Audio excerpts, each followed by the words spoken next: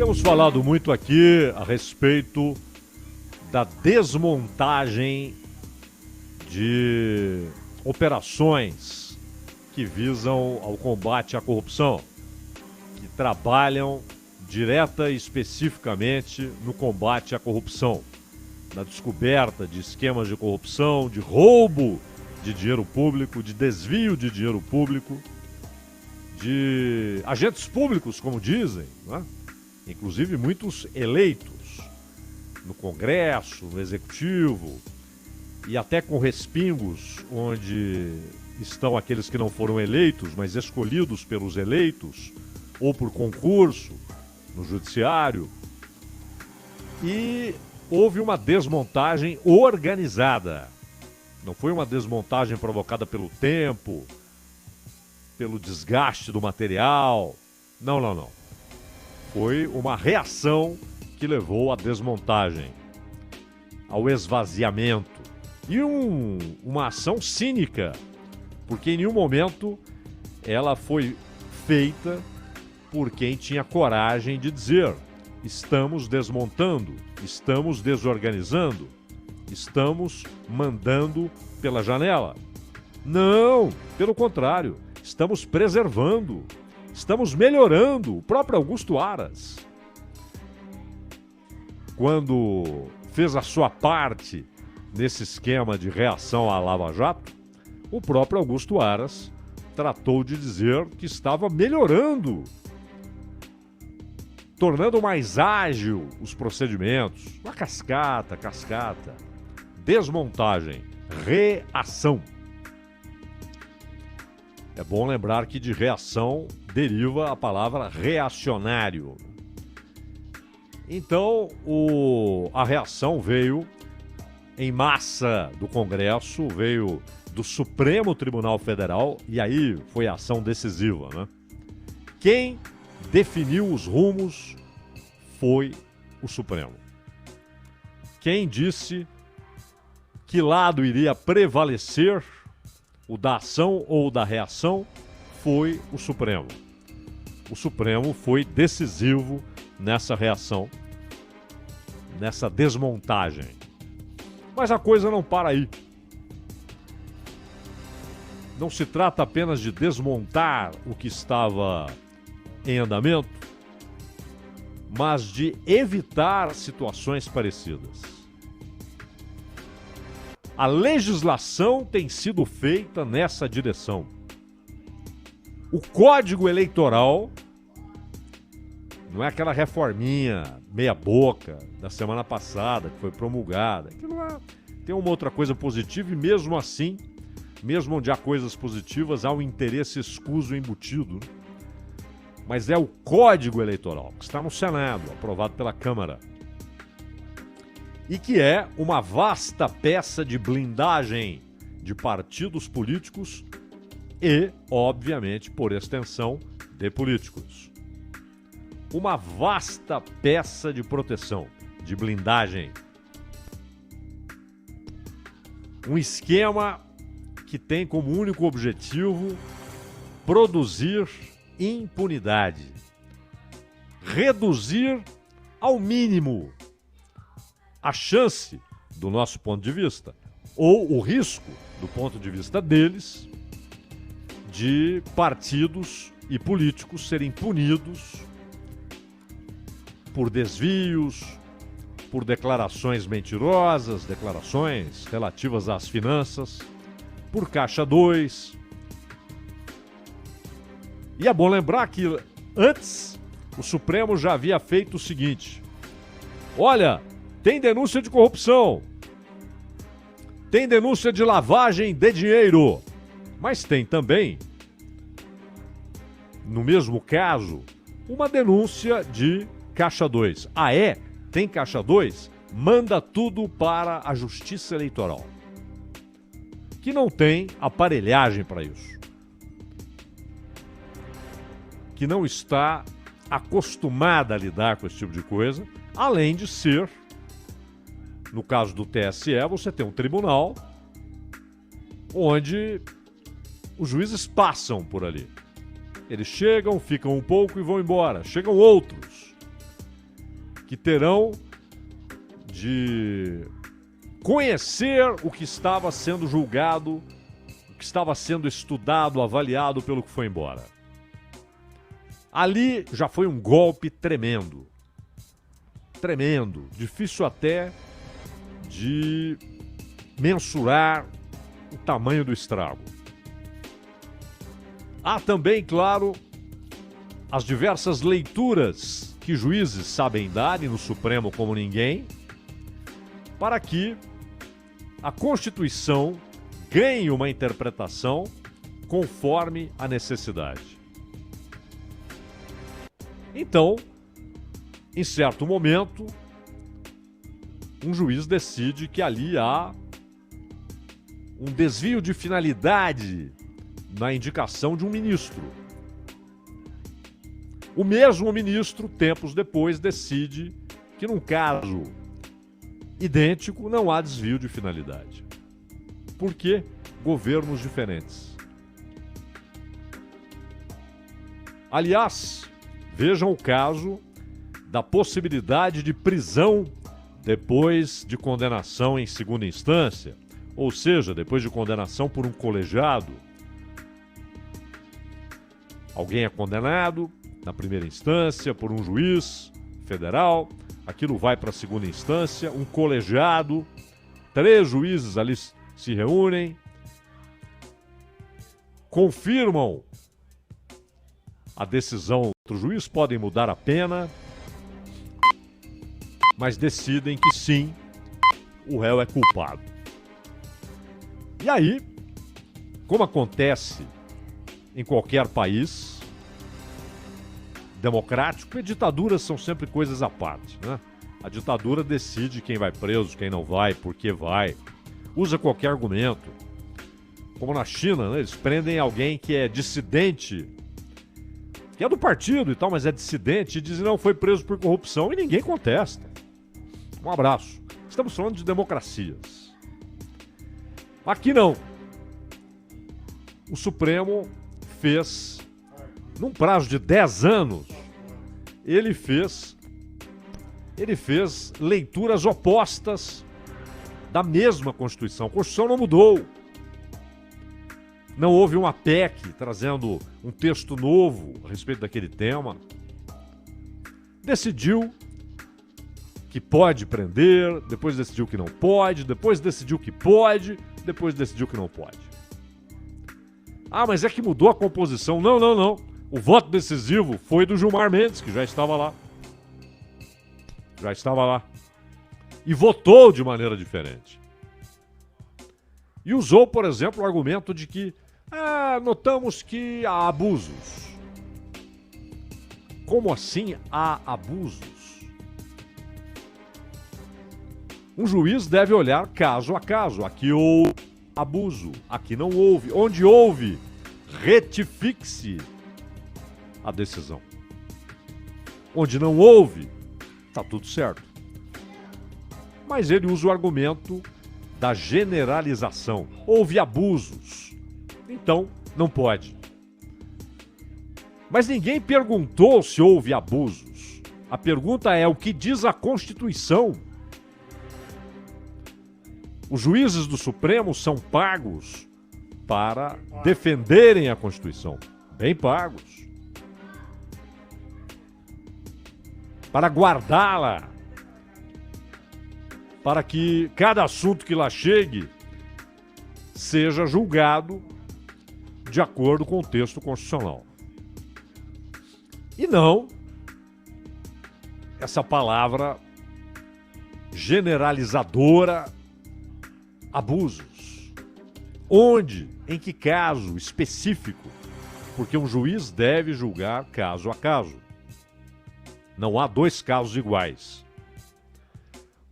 Outra coisa é que o próprio Supremo, pelo menos em sua maioria, não é unânime, claro que não, apoia uma nova PEC, uma proposta de emenda à Constituição, que está na Câmara dos Deputados, e que tem como relator o deputado Paulo Magalhães, do PSD da Bahia. PSD é o partido de Gilberto Kassab. O texto propõe mudanças na estrutura do Conselho Nacional do Ministério Público, que, de acordo com o diretor da Associação Nacional dos Procuradores da República, Júlio José Araújo Júnior, essa mudança, esse texto, é uma ameaça à autonomia dos ministérios públicos e do próprio Conselho. Alguém pode dizer, mas sabe, o que interessa Conselho Nacional do Ministério Público? Hoje, muito pouco, se não para os procuradores. Com a mudança, haverá permissão para que o Conselho reveja e desconstitua atos que ele, Conselho, considere violem o dever funcional dos membros, o que pode resultar em anulação de investigações do Ministério Público e até anulação de denúncia, ou seja, o serviço está pronto. A conclusão é essa. Está apresentada a denúncia para que o judiciário a aprecie. Vem o Conselho e diz, não. A atuação não foi de acordo com os códigos. Ora, promotor algum, procurador algum deve agir fora das regras. Se o fizer, devem acontecer duas coisas. Uma denúncia apresentada ao judiciário para que o trabalho daquele promotor, daquele procurador, daquele conjunto de procuradores, o trabalho seja anulado porque eles agiram fora das regras. E uma denúncia ao Conselho, aí sim, para que haja uma apuração da atuação daquele procurador ou daqueles procuradores. Mas o Conselho anular uma investigação? Anular uma apresentação de denúncia que o Ministério Público venha a fazer ao Judiciário? É isso?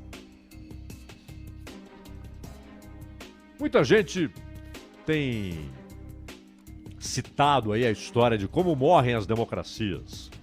O problema é que muita gente acha que as democracias morrem se quem pensa diferente fala, escreve, diz. Ou seja, é gente que acha que democracia é a imposição daquilo que ela pensa. Que a sua cartilha, as suas posições são incontestáveis, incontrastáveis. E, portanto, qualquer coisa que se oponha à cartilha, aquela ideia de sociedade, deve ser lançada fora como um perigo para a democracia. É isso que mata a democracia. E não o que sugerem alguns textos que viraram sucesso mundial. Mas o Ministério Público é vital, porque a palavra democracia é tão usurpada que é bom a gente olhar para uma expressão: Estado Democrático de Direito. E o Estado Democrático de Direito é elemento essencial, um cerne da democracia. Democracia não é só votar. As pessoas votam na Venezuela, numa ditadura. As pessoas votavam sob Saddam Hussein, sob Gaddafi, votam sob Assad.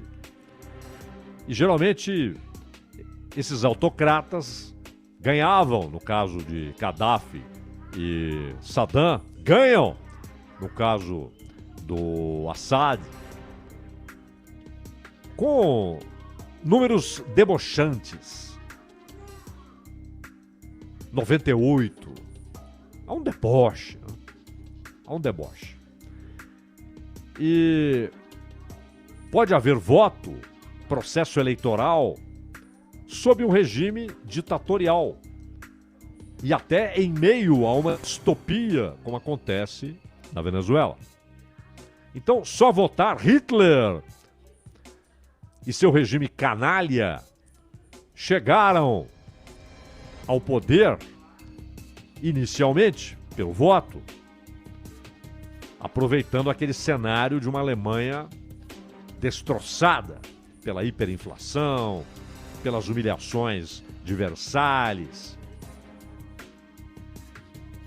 pelo desemprego, demagogos populistas, e alguns deles depois se mostram mais do que demagogos e populistas, se mostram ditadores sanguinários como Hitler. Eles chegaram ao poder, Hitler e os nazistas, pelo voto. Mussolini não foi pelo voto, mas durante muito tempo gozou de apoio popular. Até que a guerra destroçou esse apoio. Esfregou a realidade do que era o fascismo na cara daqueles que não entendiam o que apoiavam. Então não é só o voto, o Estado de Direito, poderes independentes, a harmonia entre eles é quase uma idealização dessa relação, mas a independência é primordial. E que sejam entre si freios, contrapesos. Essa é a ideia.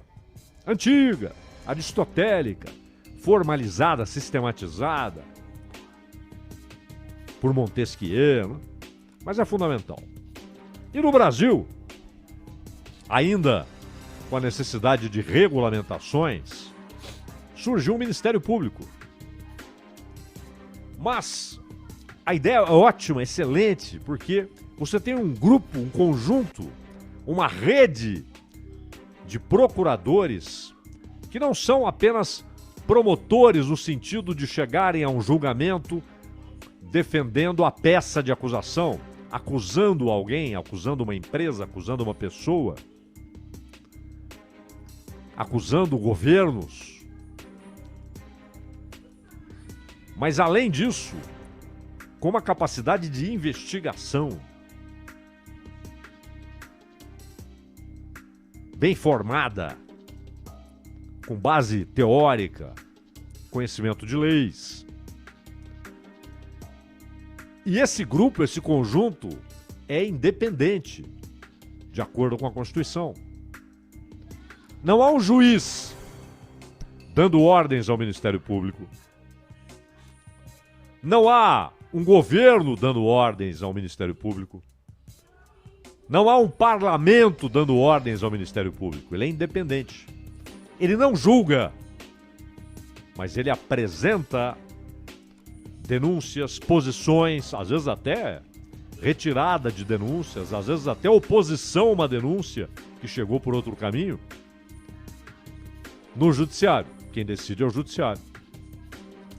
E da mesma maneira que o judiciário não pode ser braço do executivo, senão você destrói o Estado de Direito e, obviamente, a democracia. Da mesma maneira que o parlamento não pode ser comprado por ninguém, não deve, porque um parlamento comprado é um atentado contra o Estado de Direito e contra a democracia, contra a representação popular, que essa é a base da ideia de democracia. Da mesma maneira, o Ministério Público não pode ser braço de nada. Ele tem de fazer o seu trabalho com independência. Até porque ele não julga. Ele não é investigador e juiz. Como acontece hoje no Supremo, né? Onde o juiz é vítima, investigador, delegado, promotor e juiz. É esquisito. Substituindo a Polícia Federal, o Ministério Público. Substituindo todo mundo. Mas o problema também dessa proposta de emenda à Constituição, é que além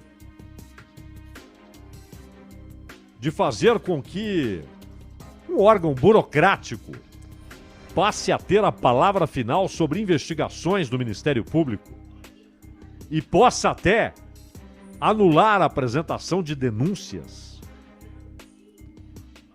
Há uma outra novidade nessa PEC. A indicação do vice-presidente e corregedor do Conselho, olha a importância desse cargo. Se você pretende que o Conselho Nacional do Ministério Público tenha poder para suspender investigações, para suspender a apresentação de denúncias, imagine o poder que terá, se aprovada a PEC, o seu corregedor, que será vice-presidente do Conselho. Porém, essa PEC atribui a indicação desse novo elemento poderoso ao Congresso Nacional. E dá ao Congresso, aumentando sua participação, ele já tem, mas aumentará com 3 vagas de conselheiro para indicação das 2 casas integrantes. Atualmente são 2 indicações. O diretor da Associação Nacional dos Procuradores da República, Júlio José Araújo Júnior, ele diz que isso é uma ameaça ao Conselho e ao Ministério Público, porque além de gerar no desenho da instituição uma interferência indireta do Congresso, ela estabelece uma revisão de atos. E é claro, a ação de procurador pode ser contestada no Judiciário, no próprio Conselho, mas anular investigações no país onde a Castelo de Areia foi varrida pelas águas do Supremo, porque depois dela crescer, chegar a figuras importantes, qual foi a conclusão? Não pode, tudo isso foi gerado por uma denúncia anônima. Derruba tudo. E queriam, inclusive, fazer com que as provas, todo o material, vasto material colhido, desaparecesse. Foi, aliás, Carmen Lúcia quem, pelo menos numa decisão liminar, não é uma decisão que necessariamente vai permanecer, decidiu não joguem fora. Felizmente. Mas será cada vez mais difícil que essa decisão seja mantida e que esse material de fato seja resgatado. E a Lava Jato, que pelas circunstâncias, né, a insatisfação popular, as manifestações com motivos vários, múltiplos, muitas vezes até contraditórios, não importa, havia uma insatisfação, um caldo de cultura produzindo revolta e manifestações. Isso tornou a Lava Jato avassaladora. Então, no começo, ela não poderia ser contida. Mas depois de muitos golpes, a reação vai sendo construída, claro, com a participação decisiva do Supremo Tribunal Federal. O Ministério Público é muito elogiado, muita gente fala da importância que a Constituição corretamente deu a essa instituição, porque são investigadores independentes. E a independência é vital na investigação. Vital. Ainda mais quem investiga figurões das finanças, figurões da política, figurões do judiciário. E o troço vai além, porque ele também estabelece, em certa medida, um ponto que é, digamos, revelador. Aliás, estão chamando de PEC do Gilmar, ou PEC da Vingança. Por que PEC do Gilmar? Porque, obviamente, ela é irmã gêmea das posições do Gilmar sobre o assunto, e PEC da Vingança, porque é a reação, mais uma. E quanto mais a reação avança, mais os caras pisam na cabeça daqueles que lá atrás ousaram apontar podres no poder. E além disso, há uma pressa para que o texto seja aprovado, seja levado a plenário, provavelmente semana que vem. Já constava do texto original, que é do petista Paulo Teixeira, e foi mantido no parecer do Paulo Magalhães, do PSD, do Kassab. Enfim, a sociedade meio anestesiada, né?